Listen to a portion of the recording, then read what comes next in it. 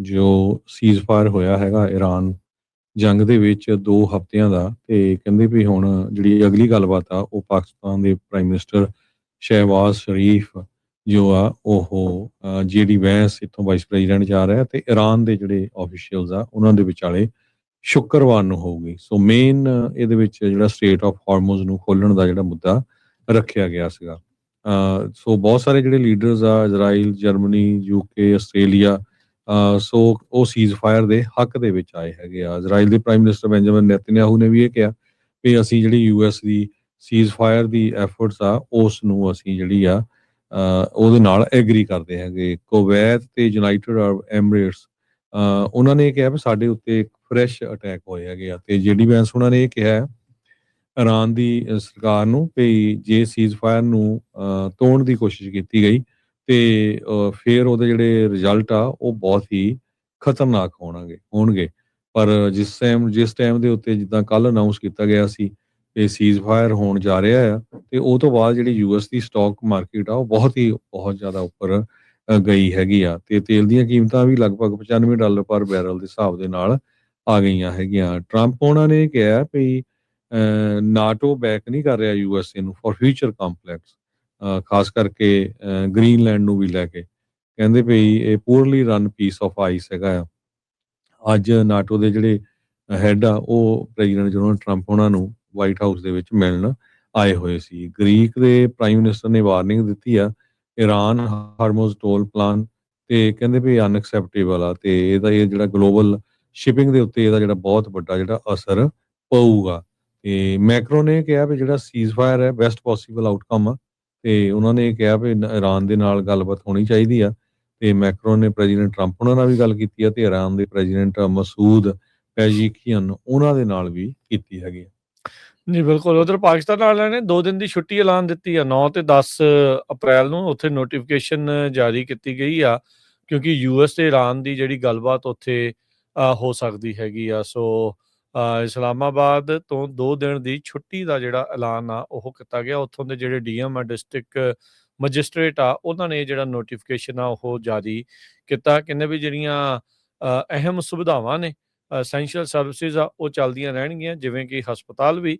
ਤੇ ਕਹਿੰਦੇ ਵੀ ਸਿਟੀਜ਼ਨਸ ਨੂੰ ਅਸੀਂ ਪਹਿਲਾਂ ਹੀ ਦੱਸ ਰਹੇ ਹਾਂ ਵੀ ਆਪਣੀਆਂ ਐਕਟੀਵਿਟੀਜ਼ ਉਸ ਦੇ ਹਿਸਾਬ ਦੇ ਨਾਲ ਕੀਤੀਆਂ ਜਿਹੜੀਆਂ ਉਹ ਜਾਣ। ਸੋ ਟਰੰਪ ਹੁਣਾਂ ਨੇ ਆਪਾਂ ਨੂੰ ਪਤਾ ਵੀ ਸਿਵਲਾਈਜੇਸ਼ਨ ਖਤਮ ਕਰਨ ਵਾਲਾ ਜਿਹੜੀ ਧਮਕੀ ਤੋਂ ਬਾਅਦ 'ਚ ਜਿਹੜੇ ਪ੍ਰਾਈਮ ਮਿਨਿਸਟਰ ਸੀਗੇ ਪਾਕਿਸਤਾਨ ਦੇ, ਉਹਨਾਂ ਨੇ ਕਿਹਾ ਸੀਗਾ ਵੀ 2 ਹਫ਼ਤੇ ਦੀ ਮੋਹਲਤ ਦਿਓ, ਮੈਂ ਤੁਹਾਡੀ ਗੱਲਬਾਤ ਕਰਾਉਂਦਾ ਆ। ਤੇ ਇਵੈਂਚੁਅਲੀ ਜਿਹੜੇ ਪ੍ਰੈਜ਼ੀਡੈਂਟ ਟਰੰਪ ਆ ਉਹਨਾਂ ਨੇ ਇਹ ਸੀਜ਼ਫਾਇਰ ਐਲਾਨੀ ਸੀ। ਈਰਾਨ ਵਾਲੇ ਆਪਣੇ 10 ਪੁਆਇੰਟ ਦੱਸੀ ਜਾਂਦੇ ਸੀਗੇ, ਪਰ ਅੱਜ ਵਾਈਟ ਹਾਊਸ ਨੇ ਕਲੀਅਰ ਕਰ ਦਿੱਤਾ ਵੀ ਉਹ ਵਾਲੇ ਜਿਹੜੇ 10 ਪੁਆਇੰਟਾਂ ਦੀ ਗੱਲ ਨਹੀਂ ਹੋ ਰਹੀ, ਵੱਖਰੇ ਨੁਕਤਿਆਂ ਦੇ ਉੱਤੇ ਜਿਹੜੀ ਸੀਜ਼ਫਾਇਰ ਦੀ ਜਿਹੜੀ ਚਰਚਾ ਆ ਉਹ ਚੱਲ ਰਹੀ ਆ। ਉਂਝ ਜੇ ਦੇਖਿਆ ਜਾਵੇ ਤਾਂ ਹਰਜੋਤ ਸਿੰਘ ਜੀ, ਇਹ ਜਿਹੜੀ ਸੀਜ਼ਫਾਇਰ ਇਹਦਾ ਟੈਸਟ ਖਾਸਾ ਹੋ ਰਿਹਾ ਆ।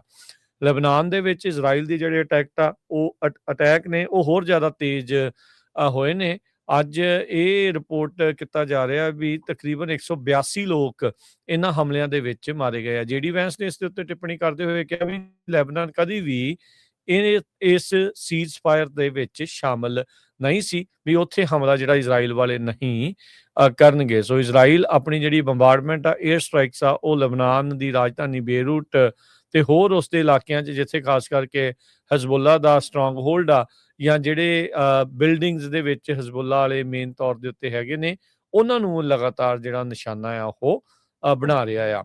JD ਵੈਂਸ ਦੇ ਨਾਲ ਪਾਕਿਸਤਾਨ ਦੇ ਵਿੱਚ ਸਟੀਵ ਵਿਟਕੌਫ ਜਿਹੜਾ US ਦਾ ਐਨਵਾਏ, ਤੇ ਰਾਸ਼ਟਰਪਤੀ ਟਰੰਪ ਦਾ ਜਿਹੜਾ ਜਵਾਈ ਆ ਜੈਰਡ ਕੁਸ਼ਨਰ, ਉਹ ਉੱਥੇ ਪਹੁੰਚੇ ਹੋਣਗੇ। ਪ੍ਰੈਸ ਸਕੱਤਰ ਕੈਰੋਲਿਨ ਲਿਵਿਟ ਨੇ ਇਸ ਦੀ ਕਨਫਰਮੇਸ਼ਨ ਜਿਹੜੀ ਉਹ ਦਿੱਤੀ ਹੈਗੀ ਆ।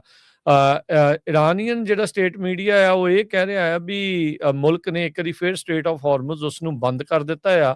ਸੀਜ਼ਫਾਇਰ ਦੇ ਵਿੱਚ ਸ਼ਰਤ ਸੀਗੀ ਸਟ੍ਰੇਟ ਆਫ ਹਾਰਮਜ਼ ਨੂੰ ਖੋਲ੍ਹਣ ਦੀ, ਪਰ ਕਹਿੰਦੇ ਵੀ ਲਬਨਾਨ ਦੇ ਵਿੱਚ ਬੰਬਾਰਡਮੈਂਟ ਚੱਲ ਰਹੀ ਹੈ ਇਜ਼ਰਾਈਲ ਦੇ ਦੁਆਰਾ, ਇਸ ਲਈ ਇਰਾਨ ਵਾਲਿਆਂ ਨੇ ਕਿਹਾ ਵੀ ਅਸੀਂ ਜਿਹੜਾ ਸਟ੍ਰੇਟ ਆਫ ਹਾਰਮਜ਼ ਆ ਉਸ ਨੂੰ ਮੁੜ ਦੁਬਾਰਾ ਬੰਦ ਜਿਹੜਾ ਉਹ ਕਰ ਰਹੇ ਆ। ਸੋ ਲਬਨਾਨ ਇਸ ਸੀਜ਼ਫਾਇਰ ਦਾ ਹਿੱਸਾ ਜਾਂ ਨਹੀਂ ਹੈਗਾ, ਉਸ ਨੂੰ ਲੈ ਕੇ ਕਨਫਿਊਜ਼ਨ ਕਾਫੀ ਜਿਹੜੀ ਉਹ ਚੱਲ ਰਹੀ ਸੀ, ਪਰ JD ਵੈਂਸ ਦੇ ਬਿਆਨ ਇਹ ਦੱਸਦਾ ਆ ਵੀ ਉਹ ਇਸ ਦੇ ਵਿੱਚ ਸ਼ਾਮਿਲ ਨਹੀਂ ਆ।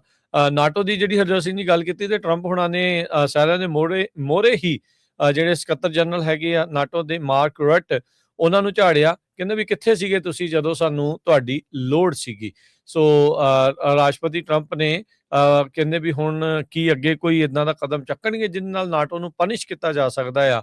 ਇਹ ਜਿਹੜਾ ਉਹ ਦੇਖਣ ਵਾਲੀ ਗੱਲ ਰਹੇਗੀ। Secretary of state Marco Rubio ਨੇ ਫੌਕਸ ਨਿਊਜ਼ ਦੇ ਇੱਕ ਇੰਟਰਵਿਊ ਦੇ ਵਿੱਚ ਵੀ ਕਿਹਾ, where are we in NATO, you have to ask that question. ਸੋ ਲੱਗ ਇਹੀ ਰਿਹਾ ਹਰਜੋਤ ਸਿੰਘ ਜੀ, ਜਿਸ ਤਰੀਕੇ ਦਾ ਮਾਹੌਲ ਬਣ ਰਿਹਾ ਆ ਇਰਾਨ ਦੇ ਵਿੱਚ ਹਮਲੇ ਤੋਂ ਬਾਅਦ, ਸੀਜ਼ਫਾਇਰ ਤੋਂ ਬਾਅਦ, ਹੁਣ ਅਗਲੀ ਵਾਰੀ ਨਾਟੋ ਦੇ ਇੰਪਲੋਡ ਕਰਨ ਦੀ ਜਿਹੜੀ ਉਹ ਹੋ ਸਕਦੀ ਆ। ਅਮਰੀਕਾ ਇਸ ਡਿਫੈਂਸਿਵ ਅਲਾਇੰਸ ਨੂੰ ਕੱਲਿਆਂ ਜਿਹੜਾ ਉਹ ਛੱਡ ਕੇ ਅੱਗੇ ਨੂੰ ਜਿਹੜਾ ਉਹ ਵੱਧ ਸਕਦਾ ਆ। ਬੋਰਡ ਆਫ ਪੀਸ ਦੇ ਵਿੱਚ ਕਈ ਮੁਲਕਾਂ ਨੂੰ ਸ਼ਾਮਲ ਕੀਤਾ ਹੈ, ਕਈ ਨਾਟੋ ਦੇ ਮੈਂਬਰ ਉਹ ਸ਼ਾਮਲ ਨਹੀਂ ਸੀ ਹੋਏ। ਸੋ ਹੁਣ ਦੇਖਦੇ ਹਾਂ ਵੀ ਆਉਣ ਵਾਲੇ ਸਮੇਂ ਦੇ ਵਿੱਚ ਇਹ ਜਿਹੜਾ ਕੋਈ ਅਲਾਇੰਸ ਆ ਕਿਸ ਤਰੀਕੇ ਦਾ ਰੂਪ ਅਖਤਿਆਰ ਕਰ ਸਕਦਾ ਹੈਗਾ ਆ।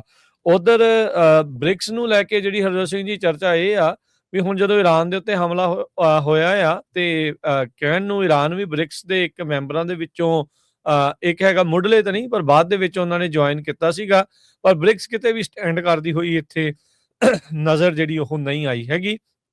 ਸੋ ਇਹ ਕਹਿੰਦੇ ਵੀ ਇਹ ਸਾਰਾ ਕੁਝ ਆਪਣੇ ਸਾਹਮਣੇ ਜਿਹੜਾ ਇਸ ਟਾਈਮ ਨਾਲ ਦੇ ਨਾਲ ਜਿਹੜਾ ਉਹ ਚੱਲ ਰਿਹਾ ਹੈਗਾ। ਸੋ ਦੁਨੀਆ ਦੇ ਵਿੱਚ ਬਹੁਤ ਤਰ੍ਹਾਂ ਦੀਆਂ ਜਿਹੜੀਆਂ ਚਰਚਾਵਾਂ, ਖਾਸ ਕਰਕੇ ਨਵੇਂ ਵਰਲਡ ਆਰਡਰ ਨੂੰ ਲੈ ਕੇ, ਕੌਣ ਜਿਹੜਾ ਉਹ ਮੁੱਖ ਤੌਰ ਦੇ ਉੱਤੇ ਪਿਰਾਮਿਡ ਦੇ ਉੱਤੇ ਹੋਊਗਾ, ਕਿਹਦੀ ਸਰਦਾਰੀ ਚੱਲੇਗੀ, ਕੌਣ ਪਿੱਛੇ ਰਹੂਗਾ, ਉਹ ਮੁੜ ਕੇ ਰੀਅਲਾਈਨਮੈਂਟਸ ਚੱਲ ਰਹੀਆਂ ਨੇ।